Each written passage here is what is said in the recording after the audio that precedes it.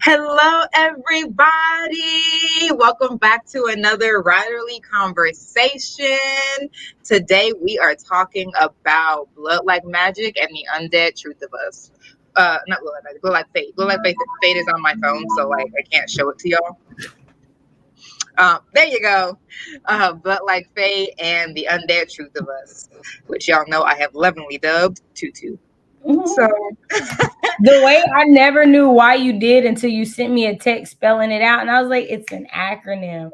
I was reading the book the whole time trying to figure out, is this somebody's nickname? Is it like, oh, they're like two peas in a pod, they're so cute? Like, I was really trying to figure it out, and it was like halfway through you like sent it like that, and I was like, duh. I meant to tell you that and forgot. I thought you always knew. I had no clue. It's an acronym, y'all. It's an acronym.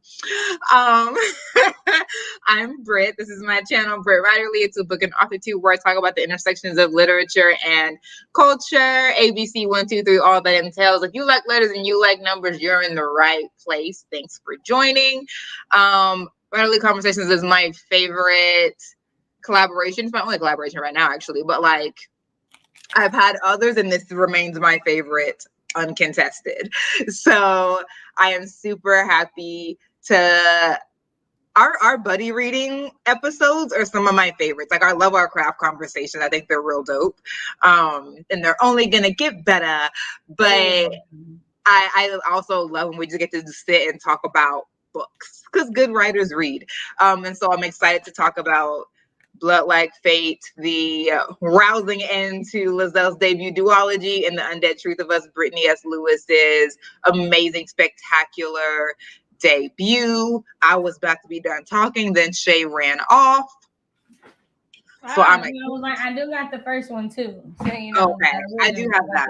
I got the original. And so now, my lovely co-host, please introduce you. Well, not co-host. I mean, I guess co-host. Co-host for sure. You definitely don't host Riley Conversations alone, madam. Right. I mean, I was like, it's not like you're invited on just this episode, like. Right. No, I get what you're saying. Like, not guest host, but that's why co-host will work, because I'm not guest host. See? That's true. That's true. It's okay. Hi, everybody. I'm Shay. My channel is Shay with the Hobbies. I be writing, I be reading, I be creating. If that is something you think you could be interested in, mosey on over to my channel and hit that big red subscribe button. But remember, like all my content is black with a big B. Do you hear that echo? Did you press the key, maybe? Or do I need to put my earphones in? Okay, let me put my earphones in. Let's fix it. I heard like a little echo. I'm like, let me make sure everything. Okay, now can you unmute yourself though, so I can make sure I don't hear nothing? Okay, this sounds good. I think we're good. Okay. Black with a big B. I know, with a big B. Okay, so I'm really excited about this today. Like, both of these books, I was excited to read for sure. You got an Arthur to the Undead Truth of Us, bragging about it. And I was like, I have got to check. I've got to read this book. So I knew I was going to read it when it came out. Easily my favorite YA of 2020. What did I say? Okay, before we get into it, let's greet the chat. Deidre didn't finish the book, but I'm here for the conversation as always. Which one? Blood Like Fate or Tutu, or both? But we're not going to be spoilery, so don't worry. Hey Pat, hey cool gamer. We are glad y'all are here. Thanks for joining us live. If you're watching this on the replay, thanks for joining. Grab you a snack. Me and Shay have snacks. I have Takis and Sour Patch Kids. I'm not gonna be munching over much because it's officially 10 minutes past 7. And I'm getting into weird dream territory eating this, but I just wanted a little bit of a lunch. Shay has already told me that I'm an old lady because I have weird views if I eat junk food after 7 o'clock. But it is what it is. It simply is what it is. The last dream I told her about was very distressing. It's being chased around the room by a big elephant And it was a baby elephant being chased around the room. And then I realized that I was the baby elephant, but I only realized that when the mother elephant caught the baby elephant and sat on them. It was very distressing. Anyway, I want you to know that I'm just taking a huge risk with this. At any rate, these books. Okay, which should we start with? Tutu or Blood Like Fate?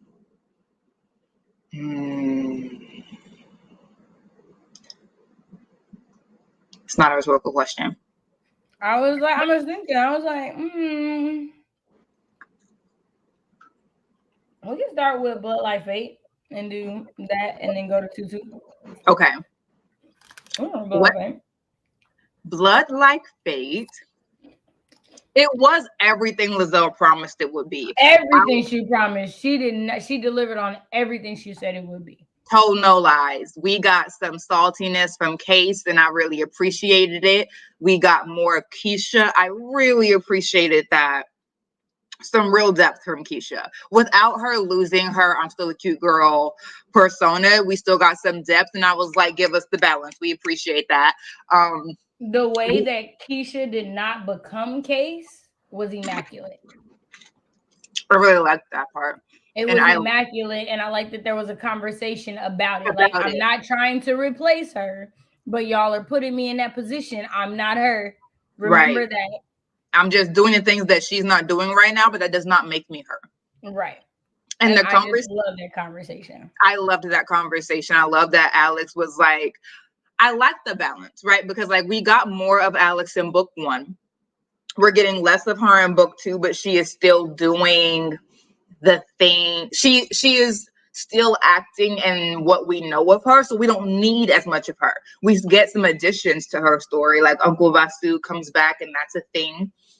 But we don't need as much from her, and we don't get just random information about her. We get just additions, but we also just get her acting in this big sister. I would say that's what I love is that like you can never forget that Alex is the oldest of her generation. There's just always so much wisdom in whatever Alex is saying, and she don't I just really love it. She's like, I'm gonna let you she says just what needs to be said. Exactly. Like when she was like, it was cool when it was me and my mom and you didn't say anything. I let that ride. I didn't say anything. But now it's affecting multiple people, and I wouldn't be me if I didn't call you out on it. And I was like, that's what it's like when you're an older of a generation and you take that responsibility seriously. Right. You have to be like, some things I can take on the chin, but there's other people that can't do that. That can't do that. Y'all listen. Yeah. It was awful. It was awful. And yet here I am rolling the dice again. And I'm not gonna lie, the imagery, because knowing you and the fact that Deidre said she was laughing at it, and knowing both of y'all, I'm just giggling at like all the symbology of the dream. It was awful. Hilarious. It was such a small room. I was like, why are elephants in this tiny of a room? This is not a real chase. It was a setup. But anyway, I loved all of that. I love that we got more Uncle Vasu. I love that we also got to see Voya doing things differently from her grandmother, like letting him back into the family, like not back into like there were boundaries, right? Like she was like, you can stay in the shed, like the redone shed where Cassie was living, but you can't come into the house. Like I appreciated that she was like, yes, I want to do things differently than Granny. I want to try to help him, but I'm not that naive. Like you still need to stay out there. One, to respect Alex's just need to have some distance from you, but also because like you are still battling addiction. You can still come up in here and steal some stuff. Like that's not done just because you're trying to be back in the family. So let's put some restrictions around this. So I liked those things. And that my favorite part about that was Alex being like, y'all act like I'm not supposed to forgive him. Y'all act like I'm not supposed to remember that there are good parts of him, because everybody acts like this man is only bad. Mm-hmm. It has only ever been bad. And only ever been bad. And I love that Alex is like, no, like that's not my reality. That's not my reality. She's remembering more because of remembering her mom. Right. And it's like, I'm like, part of not remembering my mom took away positive memories of my dad. Like there's Which so one? many layers to that I was like, yo, you know what we say? We love when authors take care to have Yeah, conversations and follow through on the conversations, not start them off and not complete them, right. not let them get where they need to go, not make sure their conclusions are told. And I just was like, Yeah. this is really beautiful. I really, Yep. really like this. I really This like this. conversation really came from like Alex said, from book one. Like the fact that y'all always have me being late to my own life is ridiculous. Like y'all didn't even tell me, like y'all suppressed memories of my mother. And she's only now getting to a place where she understands the full ramifications of that, part of which are, you made me forget that my dad ever cared about me.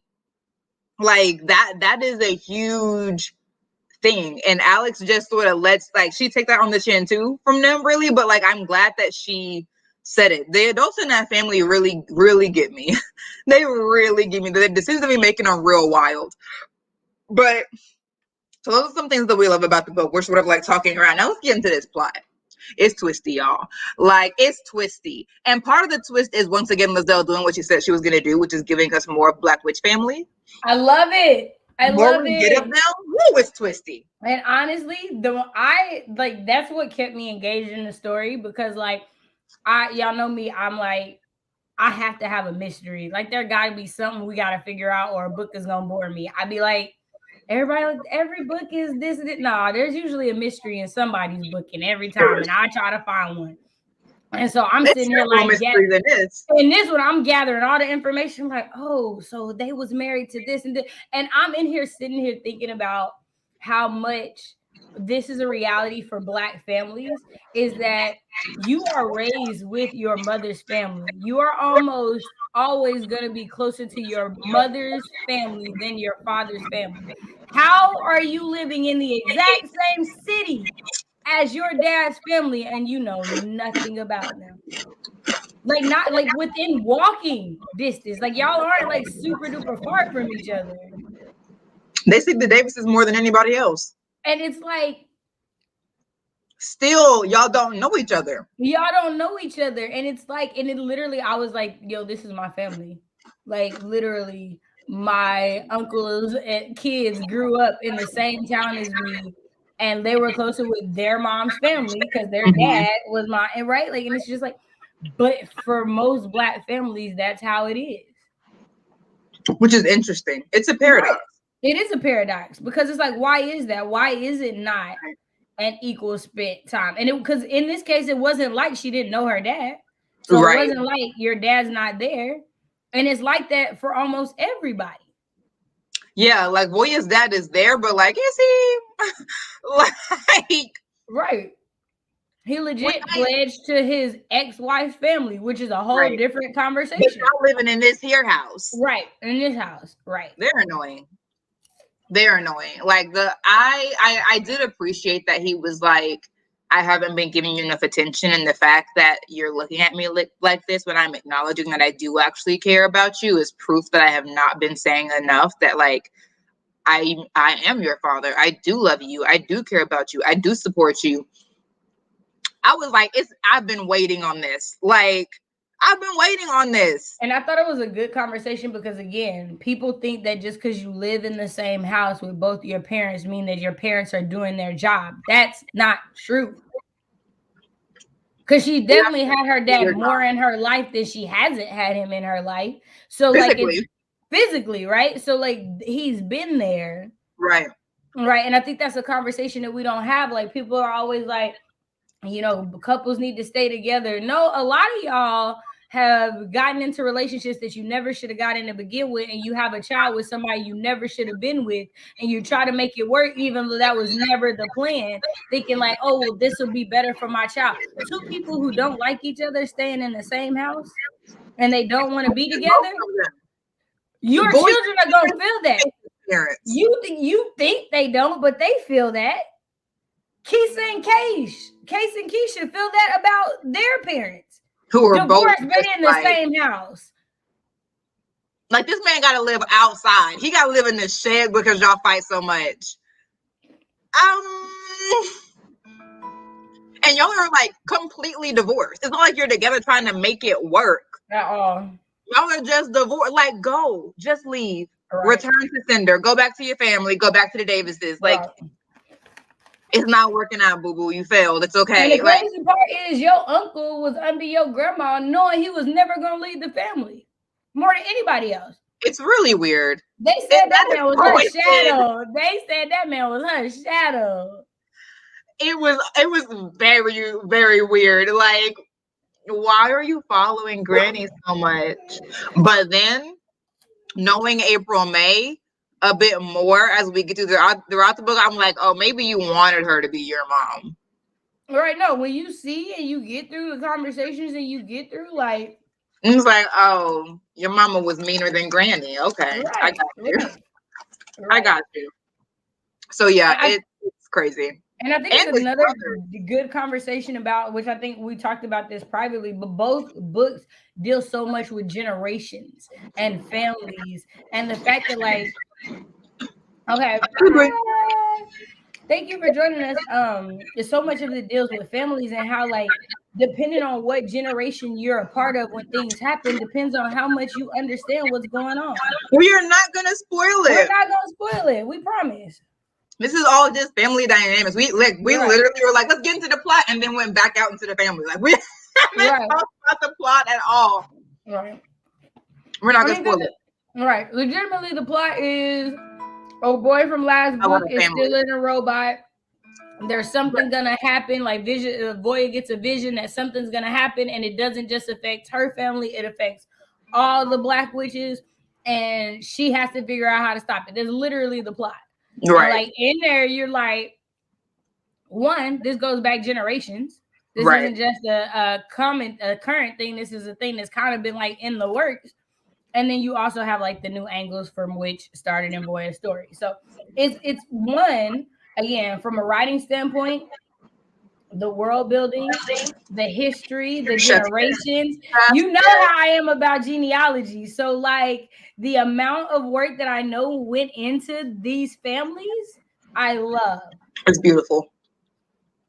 It's really good. And the plot is what allows her to be able to go into all this stuff without it seeming completely irrelevant. Because in book one, we see how, like, segmented these families are. That, like, that's the point. Like, even though Cassius is a Davis, even though Voya's dad is a Davis, like, even though they are from these different families, they, like, the families are so segmented that marriage is enough to essentially boot you out this family. Like, you never were there. Like, you really have to take sides, and they're permanent.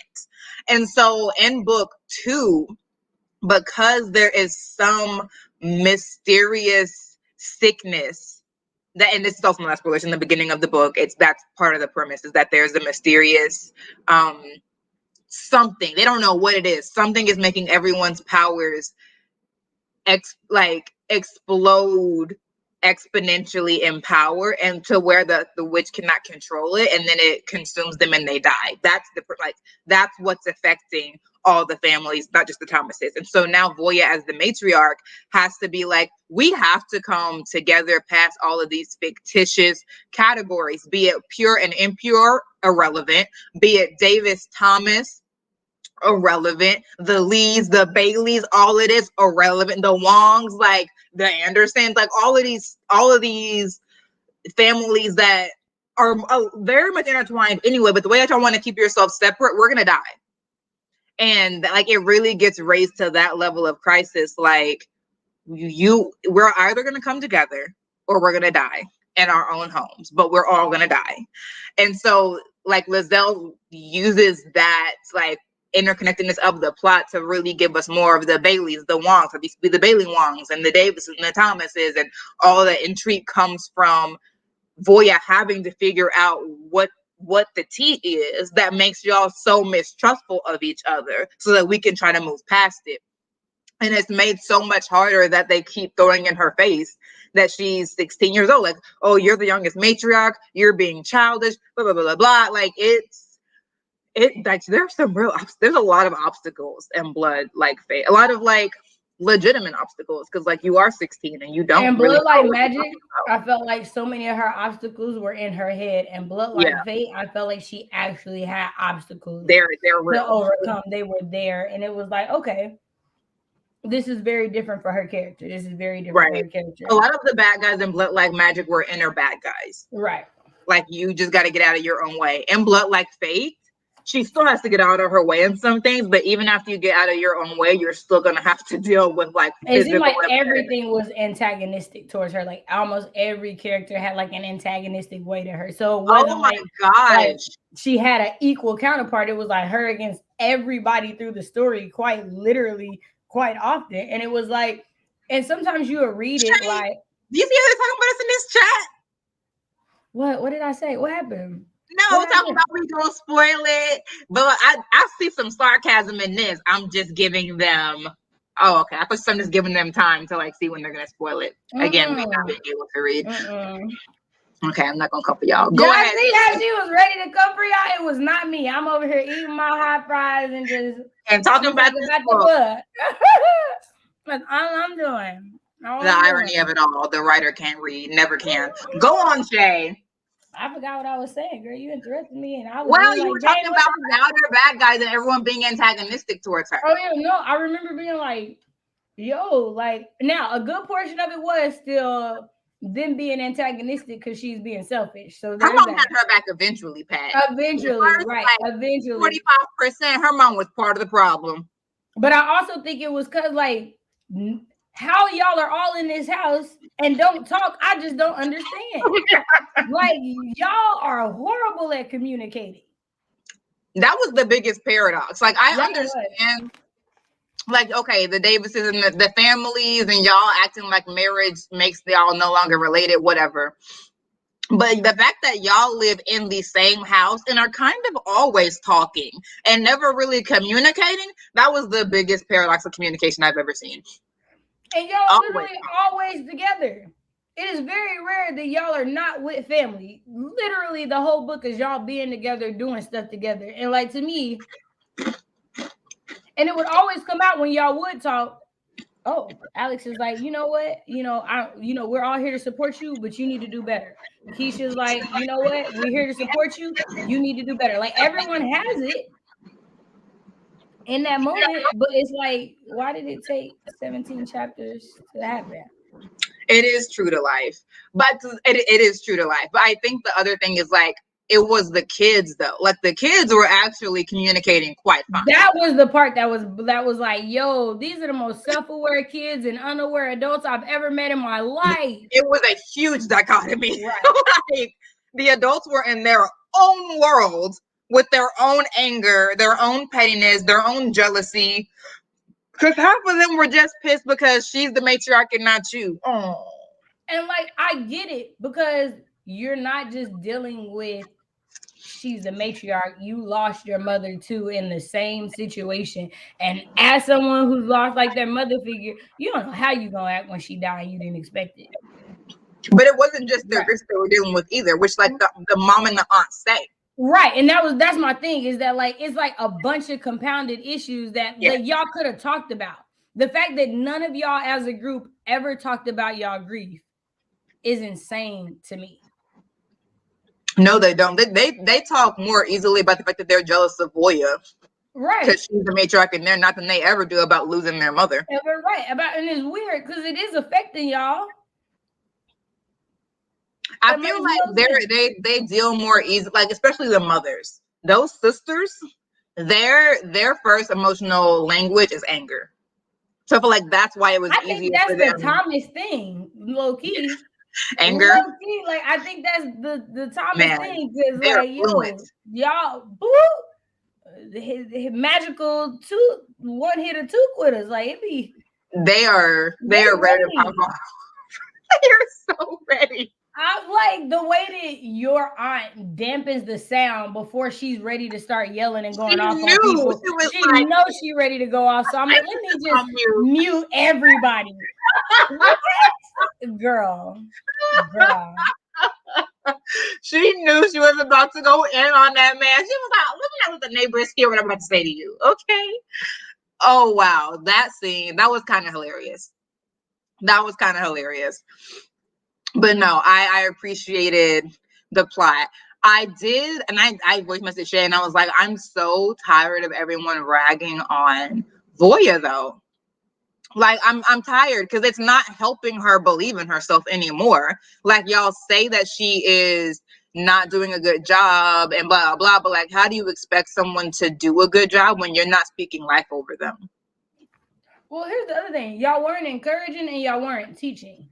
Y'all weren't doing either of those things. So it's not like you were like, hey, let's look at it this way and try to do it this way. You were just mad she didn't make a decision you wanted her to make, or it didn't give the result that you wanted. It wasn't like y'all were trying to guide her. It wasn't you were like, well, hey, these are lessons Granny taught me that like I thought were gonna help me as a matriarch, and maybe she didn't get to teach you, so let me teach you. Those weren't the conversations you were having. Which made her defensive of everything that they ever said. Because it felt like you're just trying to puppeteer me, not like you're actually trying to guide me. And I think that's where the mistrust came in. But I will say, when she finally, who was the Aqua, when Aqua gave her that little lesson on emotional intelligence, that little quick magical lesson on just claiming the emotion, did wonders. Did wonders. When she went in there and was like, listen, real talk, I need y'all's help, but it's really hard to ask you for help when you throw every decision I make in my face and undermine everything I say on the basis of me being a child. Like it or not, I'm the matriarch. I am trying to deal with that, and y'all are making it really, really hard. And then you want me to depend on you, but you're not making yourself available to me in that way. I loved that conversation. I love that they all actively after that were trying to be encouraging and more intentional about like, let me hold my tongue. I don't like that idea, but let me hold my tongue and like not just speak to you like a child, but actually think about how we can collaborate toward whatever end we're trying to get to, because we all want the same thing ultimately. It's not gonna help us to. And that's why I agree with Pat saying like it's true to life, because the truth of the matter is that like you don't realize that you're not handling things very well. Like sometimes you just really don't, right? And the other part of that is like if you think about it, like y'all went from telling her what to do and her having to listen to y'all to that not being how it works anymore. Right. Like that's a huge jump. That's a lot for anybody, but especially, you double somebody's age. Like when I was a kid, because, you hear grandparent and you just automatically think your grandparents are the same age, whether they're your mom's parents or your dad's parents, you just automatically think grandparent. I knew as a kid that my dad's mom didn't like my mom's mom, and I didn't why. I'm like, y'all both grandparents. Like, why would old ladies not like each other, right? But one, I'm a kid, so it's my understanding of time and age, right? My dad's mom had children and grandchildren older than my mom's mom. So when my mom's mom came at her trying to talk to her about something like woman to woman, my dad's mom is like, sweetheart, like I could have changed your diapers. Like, don't come talk to me about my son. That's between your daughter and my son. Leave me out of it, right? But because you don't realize time and things like that, like you don't understand that. It does make a difference. It makes a big difference. It makes a huge difference. And I was like, when I was reading, I was literally like, if the best thing that any 12 to 19-year-old gets from this book is that message from Aqua on emotional intelligence, it's enough. That's enough for me. It's enough. That's enough for me. Good. That is enough for me, because like literally, especially in our community as Black people, like acknowledging the emotions and dealing with them in that moment, like such a profound message for us, because so much of being a Thomas, so much of being Black is struggle and survive. So much of that. And that's why I was like, you know what, Liselle, like, now Liselle gonna give you a message. Lizelle's gonna give you a message, and she's gonna do a good job with it. She's gonna do it. Like, it's not bad writing. It's not bad writing. Like it's really, really good family dynamics. It's really, really good. Like the dialogue is really good. Like the conversations are really good. And like I love her ability to feed things through in dialogue that's not clunky at all. Yeah. Like it's not info dumpy. It don't feel No. like we're getting a bunch Because we of get a lot of things. nonverbal information, like through Oh, body. yeah. Oh, right. Like she can set a scene, and there's so much information in the scene, which contributes to it, like being full of information, but not being info dumpy, because we're getting information from what they're saying. We're getting information from where the conversation is taking place, from who's in the room, from how they're looking at you, to them saying after you say something. Like we're getting so much information. It's literally the only Really way I was able to see that one together. twist coming. It was literally her depiction of how people act in conversations was literally the only way I saw that She twist is coming. She faithfully did meticulous really good at about that. She is description. meticulous about that. Yes. Yeah. Like, and not for nothing, like that is not easy to do. That it's not easy to do, to be that meticulous without it seeing very plotting. First of all, it's not easy to do for 450 something pages. With like 18 people. That's what gets me. Like, there's no way I would take on that many characters ever in one book. You're gonna have to get them over a series, a long series. And you're literally getting one viewpoint, but you have so many side characters that are important, that have personality. Like I think we said this when we read it, the Red Blood Light Magic. I can't think of a single character that wasn't important, that wasn't necessary. Right. Even Cassius, who is like the most peripheral of the side characters besides her dad and Priya, like he has a very strong silent presence. Like the fact that she was like, all I had to do was him peeling that apple. I'm like, wow. It's just a sound. It's just a sound. That might be, as a writer, I think that's the thing that I admire most about Blood Like Magic and Blood Like Fate, is juggling that many characters in a family. Yeah, for sure. I'm definitely intrigued to see if she ever ends up doing a multi POV story, how that works. I'm definitely intrigued to see that, because everything I've read from her is all one POV. Now, well, I guess kind of like there's something I beta read for her that's kind of like, it's kind of like a second POV a little bit, but it's still like, I just think I would love to see how she does that, like on a wider scale, especially with her moving into like horror and thriller-esque type things. Which are usually single POV anyway, right? Well, I don't know, because like, is that One of Us Is Lying single POV? Oh no. And like I feel like she's made like a whole like little franchise off of that kind of like concept, and I think they're all multi POV. Oh yeah. And like, so is like and I guess I feel like, what is it called? I feel like Pretty Little Liars is in that like YA thriller suspense type deal. I never watched multi POV.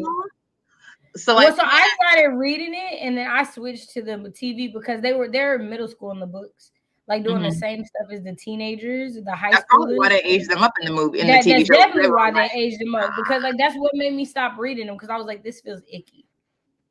This was really icky. I wonder why a writer would even make a middle grade that explicit.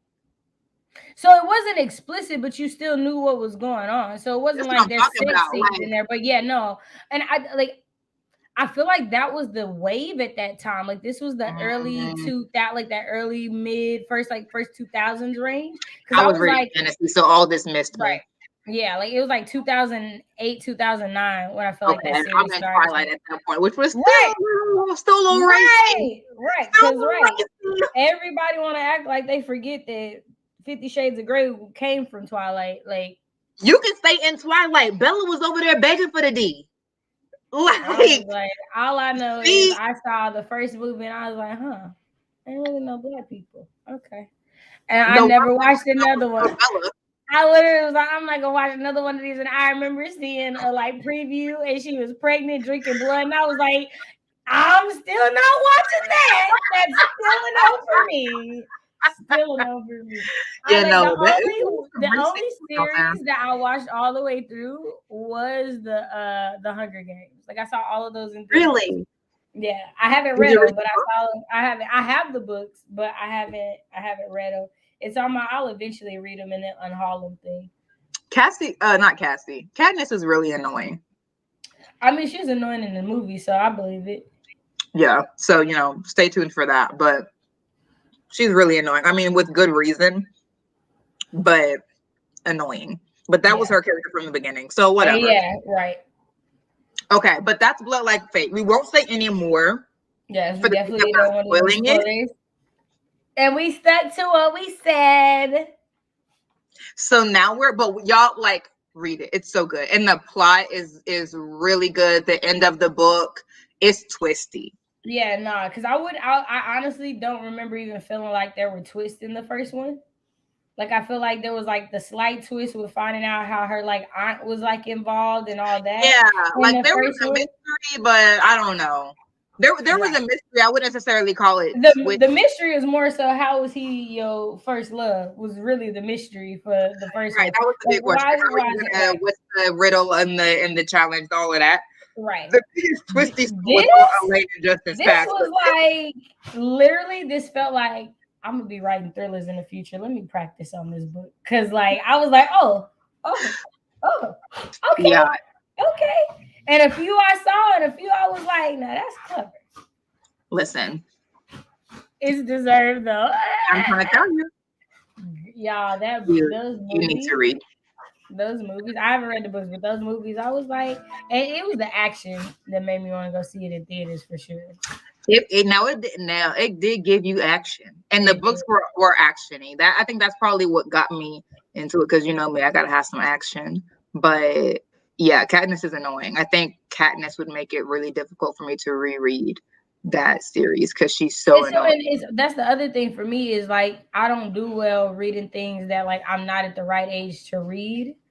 Yeah, because it's harder to ignore it's harder to ignore it. So it might be harder for me to like it solely because I'm just grown now if I read it. Well, I think it could still be okay for you because like she's dealing with some very adult things. Katniss is the sole provider of her household. Right.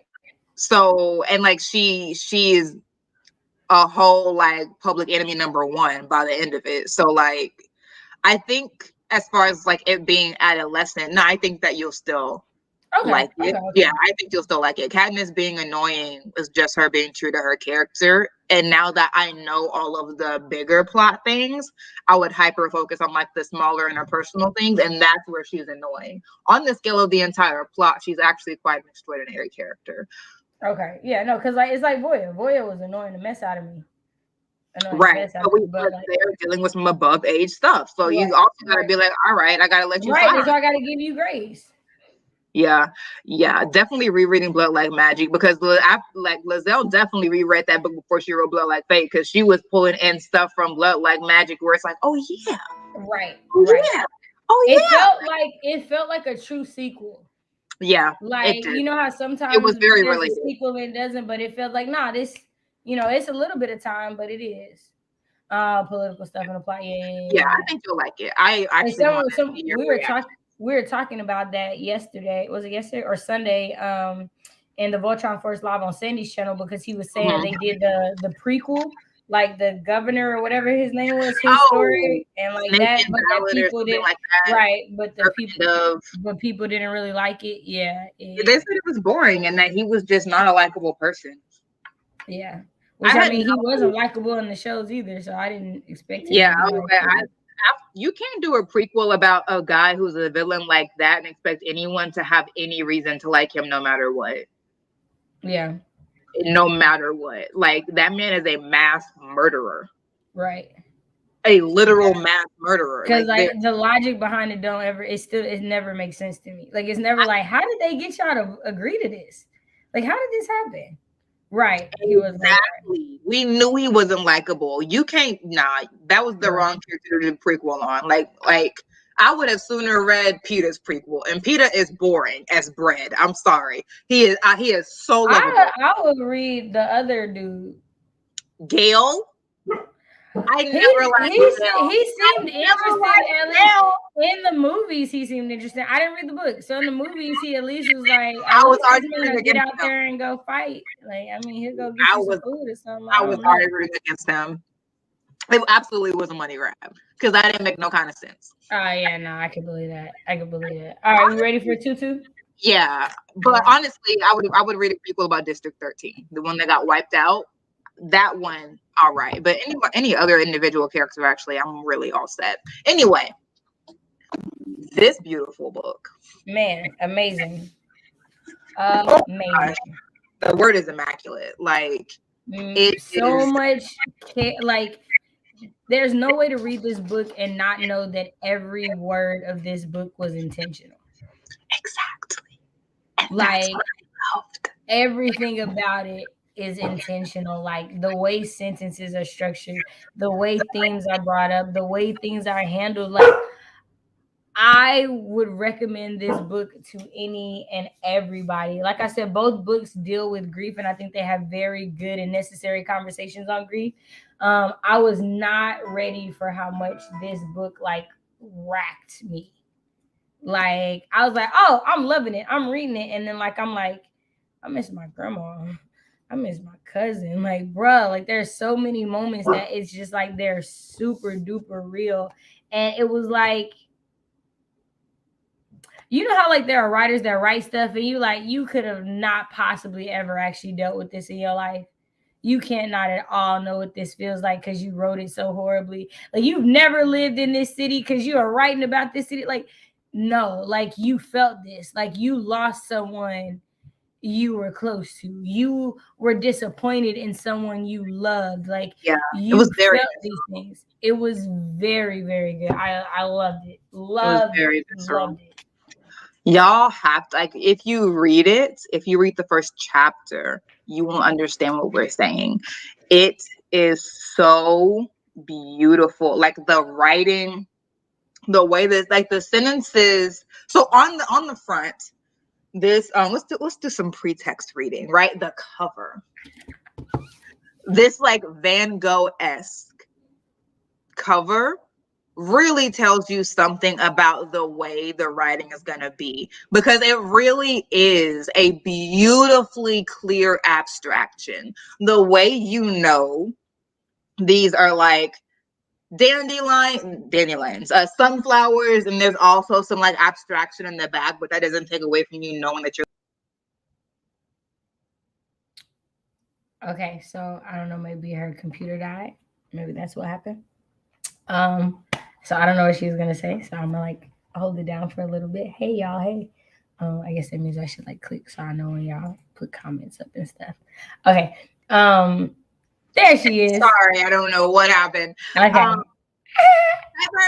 But yeah, the way you know that you're looking at flower and a black girl, even Deidre, we're okay. Even though there's this whole abstraction going on, is the way the writing is. The writing is like so poetic as to be like, oh, this is like an abstraction of a feeling, but the abstraction isn't to like make it less clear. It's to render it like the high art version of grieving, like really taking grief and honoring it as a human emotion that deserves attention. And that's what the writing does.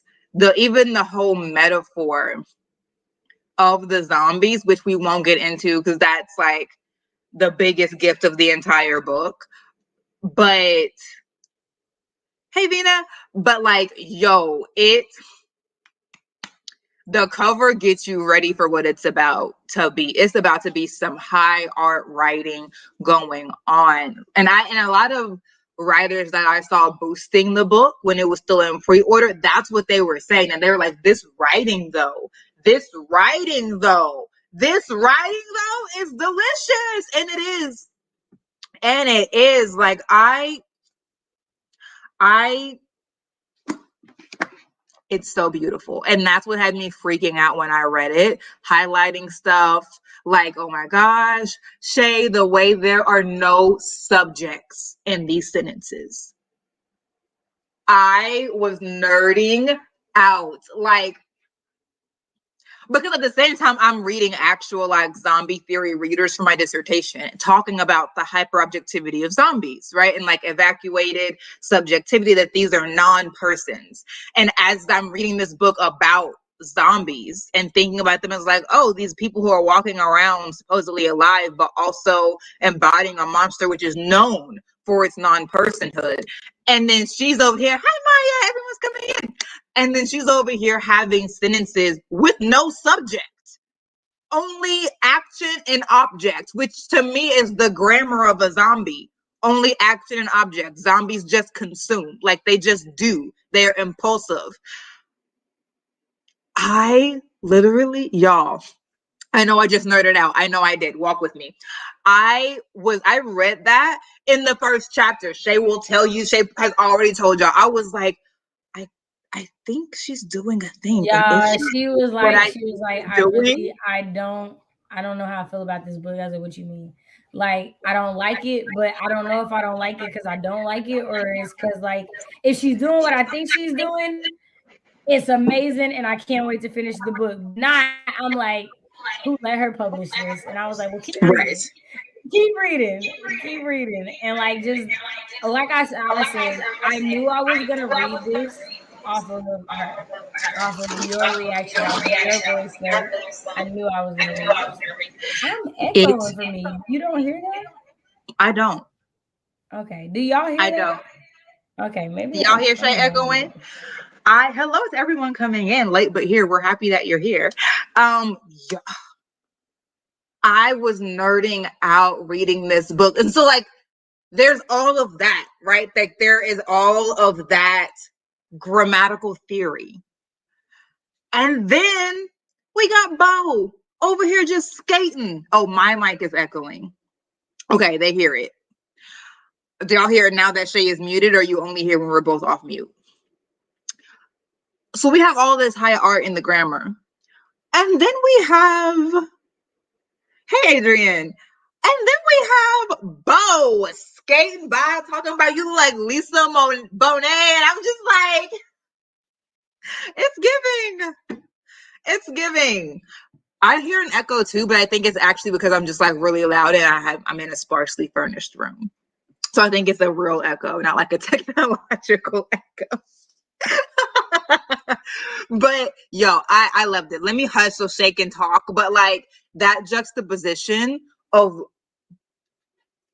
grammar, of the theoretical, of the zombie grammar, of Zari giving us this aching grief, and then Bo being a paragon of levity.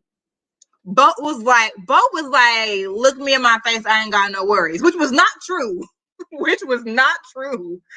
But it's definitely like Bo to say that, even though it's not true, because he's not even really dealing with the fact that he does have problems, which is also part of the heartbeat of the book, if you will. I just loved it. Which again, like if we can compare Blood Like Fate and Tutu, both of them are like, y'all gonna have to name these emotions and really face them. Both of those books had that really, really closely knit into the character's journey. Okay, now I'm gonna stop talking. So like people like the kids are all right. You got to mute yourself. Okay, is it gone? It's gone. Sorry. Okay. It was like loud that time. I was like, oh my gosh, that's me again. So like people are always like, the kids are all right. I don't think the kids are all right. But when I read Blood Like Fate and The Undead Truth of Us, I was like, well, if they read these, they might be all right. These authors really care that these kids might grow up with some sense. And I appreciate that they're putting that out there in the world, because I ain't got no tea. But if I did, it would be hot. Some author somewhere says something about, I wanted to show that Black girls could be loved unapologetically without having to do anything, and it can be done by Black men. Ha! Who would have thought it? Who would have thought it? I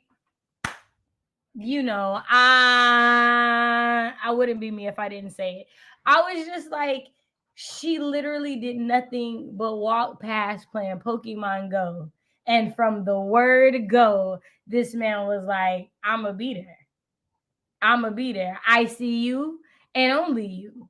And like, again, to think that somebody was like, I'ma do this And I don't understand why y'all not happy. And then Brittany S. Lewis was like, no, I'm gonna do it and I'm gonna do it right. Put some polish on her nails emoji. I was like, you get it because you did. Because, like, here's the thing. I was living for every moment of it. The book was blackety black, black, black. I like that when he sat down at the table, his mom might have been married to an Asian man, and they might have been a little bit more free willing than her mama. But his mama was still like, don't act like this because your little friend here. Don't forget who your mother is. Like, and it was like, oh, okay. Cause like the part that like got me was like literally Zari says, I would never talk like that to my mama. And his mom was like, don't forget. Like it's like an immediate thing. I loved it. I loved it. And it didn't feel like a savior thing. It didn't feel like that. And I loved it. And I loved that he wasn't like, I can make it all better. No, I'm just here to stick it out with you. I'm here so you're not alone. Because like that's the other part of why I think the kids might be all right if Brittany S. Lewis keep writing books, okay? Because we talk about this when we talk about toxic masculinity. Sometimes toxic masculinity looks like always trying to fix the problem instead of trying to exist with the person in the problem. Sometimes people just need to be heard. Sometimes people just need to be felt. Everything can't be fixed. And to give that young man the emotional awareness to be able to do that, bro, like even in the scene where you're like, oh my gosh, this really dumb love triangle thing, when old girl stops and she's like, no, let me tell you, like this is where I'm at, and I know this girl. Like I didn't like old girl. I didn't like old girl, but when she said that, I was like, this is the most self-aware teenager. Because for you to be able to explicitly name what you're feeling and what you're doing and how you moved in that, it goes back to what we said, the theme of both books. Like she literally like was like, no, this is how I was feeling and I did this and this is not on him. This is me. This is what was going on with me in the moment. I am trying to be better. I know that I'm not all the way better. Did it like, because that's the truth. In getting better and bettering yourself, you're still gonna make mistakes. You're not gonna be perfect right off the bat. And like a lot of us think that way, right? Like a lot of us think that like, well, if we don't just get it right, like dang, I'm still messing up. But like if you're not making mistakes, you're really not living, because like the truth is like you don't know everything. And you only realize you don't know everything the older you get and the more you learn. Right. And I liked it because like they give, and I felt this especially in Tutu, giving these young people dignity. Because was old girl messy with a capital M? Oh yeah, she was messy. She was messy. Like the way she was moving on site, I was like, mark those which cause division among you. I on site but she was able to even name her mess and why she was being messy. I think sometimes I get annoyed with reading YA because it's like, oh, these kids are out here being silly and being like completely unaware of it for so long. And then it's like, oh, well, like those are kids. But it's like, right. And you don't understand some things about immaturity until you're older and you're looking back at it. But I knew when I was being childish as a kid. And like I got into it with friends and we talked it out and like named what we were feeling. Like we were not completely unable to do that until the age of 21. So like I appreciate that Brittany had them having real conversations, really trying to rescue friendships rather than the trend that we're seeing, which is toxic as heck, of if the person ain't serving you, cut them off. Like, oh, like if you get on my nerves too much, I'm not even gonna tell you what happened. You just not gonna see me no more. Right. That Because it's like, that's not how that's it not works. friendship. That's not it. Right. Like, y'all be taking things that, like, I don't say no, I just cut people off. Okay. And that's why you alone. That's why when you say, I feel alone, I don't have no friends, it's the truth. Because you have no conflict resolution skills. You don't know how to communicate. Like, that's not how you do things. And it's understandable that you make those mistakes the younger that you are, right? But Right. I also like that, like I said before, we talk about art imitating life and life imitating art and blah blah blah. But like the truth is, baby, if we stopped writing so many immature, disrespectful, stupid characters, we wouldn't have so many disrespectful, stupid, immature people.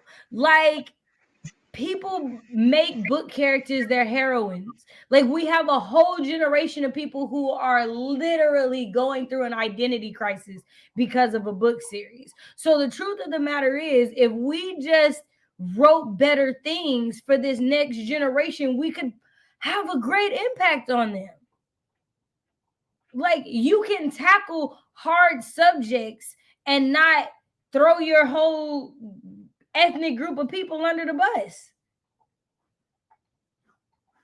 Like, you can write a compelling story and not idolize whiteness throughout it. Like, nowhere in either of these stories was whiteness ever idolized. And y'all know that's like my biggest thing in books is like, yo, do we gotta? Like, because they're not the focus of your world in real life.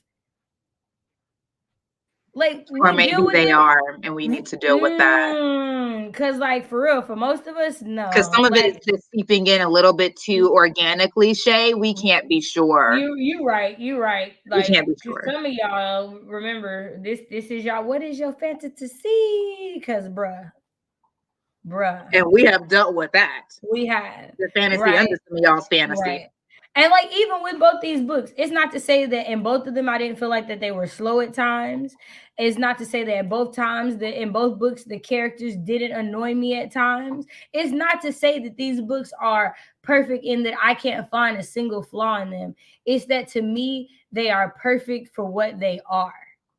They are perfect for the story that they are trying to tell. They are perfect for the generation that they are meant for. Like, it doesn't feel like some millennial writing out their trauma for Gen Z to read. Like, it don't feel that way.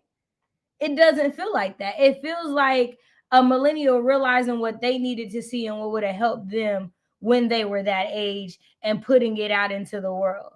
Them realizing, hey, like, I don't see books with big black families. I don't see that.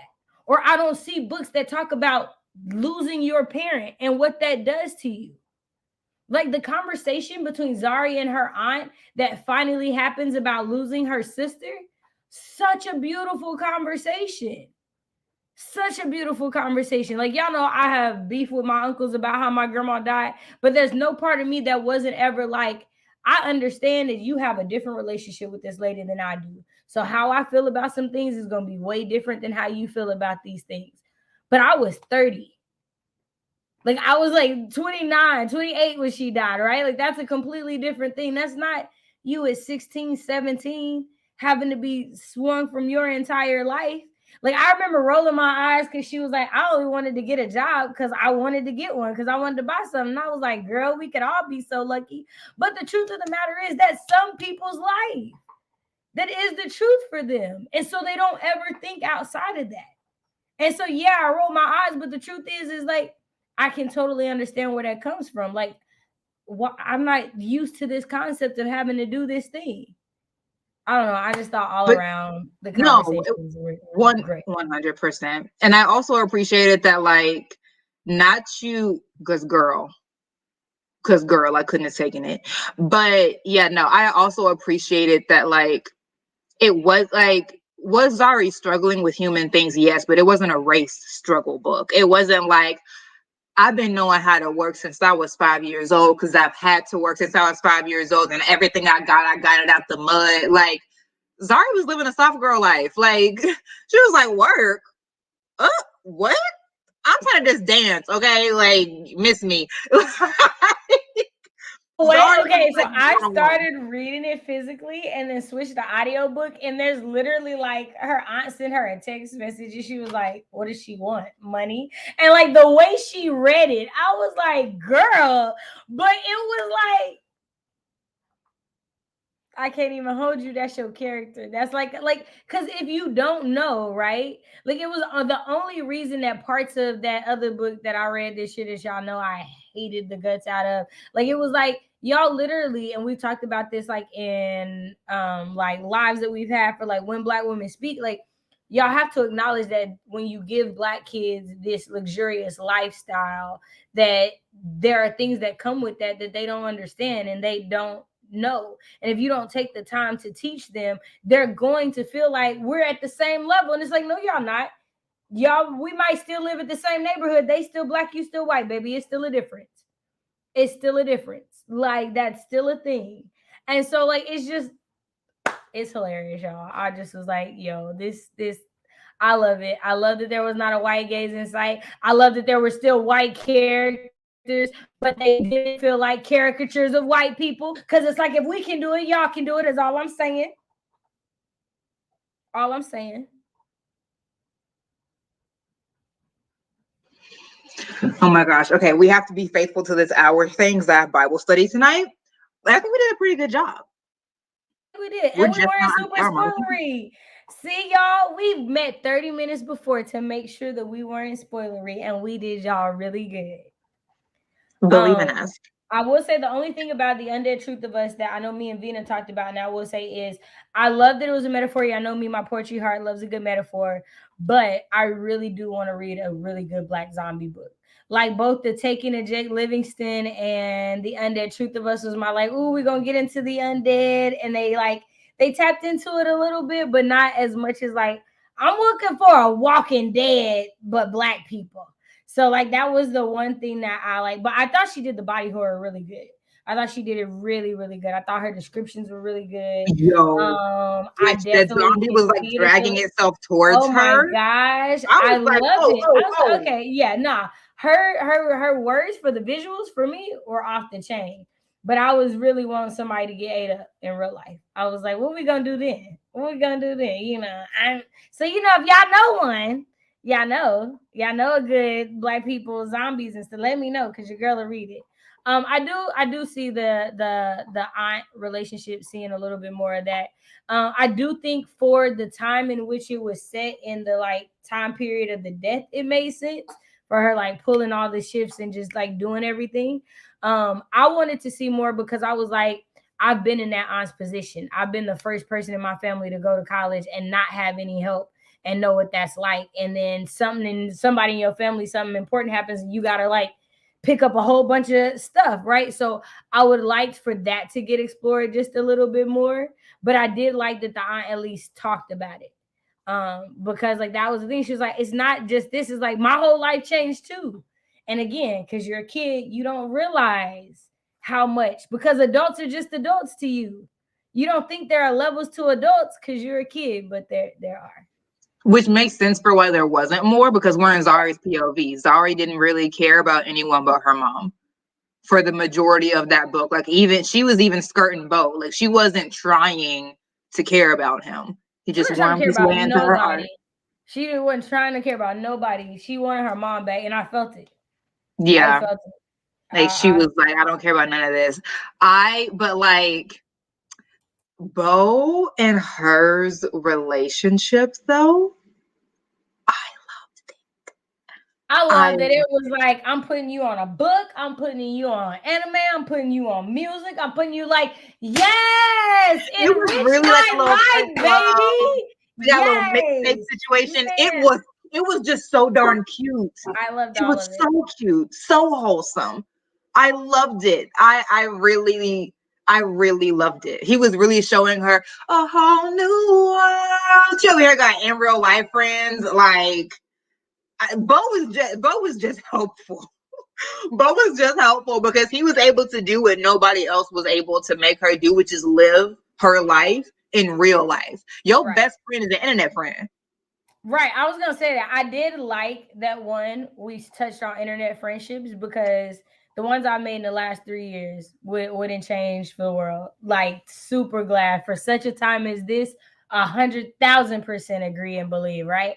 But also, you know, that other girl I don't like, you know, there was that little mini friendship where her friend back home that they supposed to be video chatting, and she like, ooh, can you mail me weed and stuff? Like, I just was like, this is the type of internet friend we need. This is the type of internet friend we need. You tripping, right? Like you really gonna go to the woods with these strangers and think ain't nothing gonna happen? Okay, I ain't gonna say I told you so, but you did tell me so. I know, but I'm not gonna say it. Like I just was like, I love it. I love it. I love it because that's literally the conversation they had, and I loved it. I loved it. Like because now, especially with the world that we have since 2020, more people have internet and virtual friends now than they did before. Even best friendships have become more virtual than in person because of this. So I thought it was without having to acknowledge the pandemic, I thought it was a nice little nod to like the change in life. No, that's 100. And it would have made sense for Zari's character regardless, because Zari really did stop her life when her mom died. She really, really did. And I think if anything, her mom was a cautionary tale about not doing that. Her life didn't exist outside of her mother. Right. Like she didn't have her much broken heart her mom came anyway, from. which Her was the broken problem. heart, right. And that's what I said. Her broken heart didn't just come from Bo. It definitely came from her mother. She was brokenhearted when the book began. Yeah, she was brokenhearted at the start of the book. Like, she really was. I ain't gonna lie, I ain't gonna hold you. Her daddy ain't nothing, ain't never been nothing, ain't never gonna be nothing. Ain't never gonna be nothing. Ain't never gonna be nothing. Trash. On my Ashley, his mama should have swallowed him type stuff. That man ain't nothing. And the only reason I say I'm glad she didn't is because we got Zari and I like her. But outside of that, he was garbage. Nothing good. Garbage. Like fully trash. Man. Fully trash. So no, yeah, I really liked it. I like that we got this really cute Black love couple. The way Bo was like, I'm gonna be grounded, but I'm coming with you. I was like, and he's a ride or die, and they not even literally. I was like, this is it. This is it. This is it.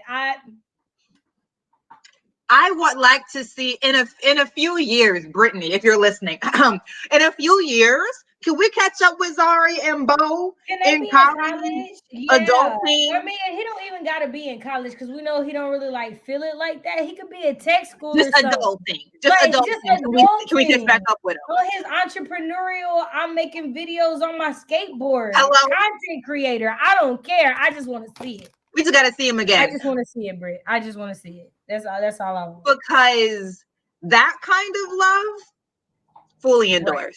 We're going to wear a plane ticket. Okay. Like literally, right? Like, and the way he took her saying, I see dead people. Can we talk about that real quick? Can we talk about that though? Because took it in stride. Because Maya was like, did you get the inference that there could be a sequel? And I was like, I feel like there's not a sequel. But the way in which Bo could see dead people at the end too, we was like, what is this?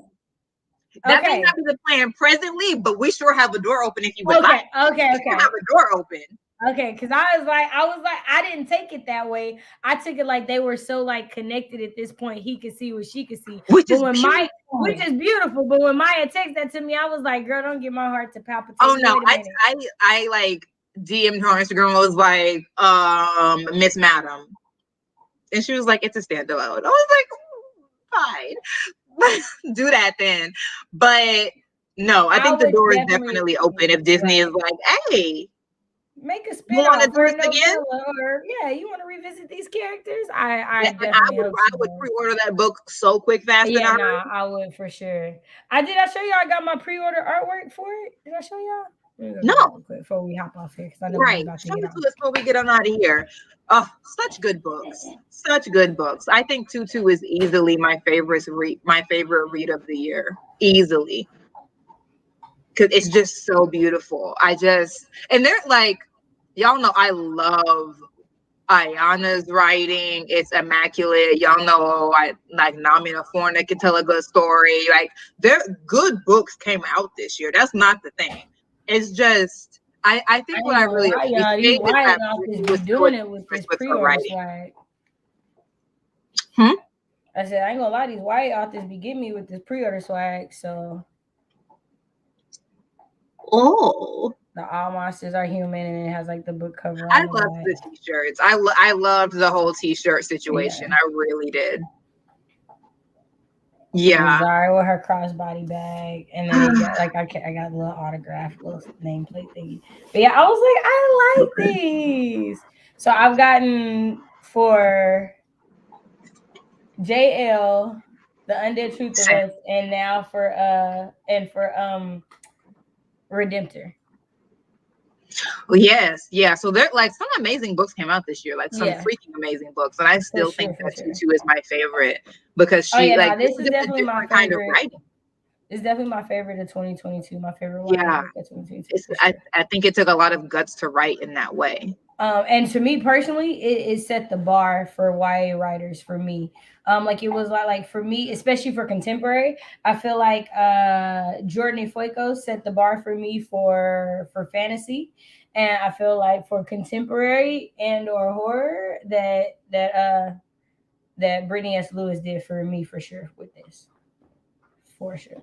I feel the same. No problem, Maya. We were just talking about family dynamics and communication, so you diffused that situation. Yeah, thank y'all for tuning in. If y'all came in late, definitely watch back on the replay when we talked about Blood Like Fate, really just squilling over amazing family dynamics and really good lessons. But all in all, these two books, they did what they said they were going to do. They really, really did. Like, yeah, shout out to both of these amazing writers. Again, this is fantasy and it's a sequel. If you're interested in fantasy set in Toronto, Black family, you got it. If you're more into contemporary, this will be your bag right here. So y'all know, like, recommendation wise. And again, it's a sequel. So like this is the first one. And they thick. We're not gonna lie to you. Blood Like Magic and Blood Like Fate are thick books. You know, you got to throw a couple pages back, a couple hundred. So a couple be ready hundred, for that. but the stories are worth it. Yeah, for sure. For sure. All right, y'all. Thank you so much for watching. Look out for the September Honesty writing vlogs fitting in on Thursday, like the day before the last day of the month. But it's still September and it counts. So look out for that. I might have a little announcement. We don't know. All right, y'all. Bye. Bye.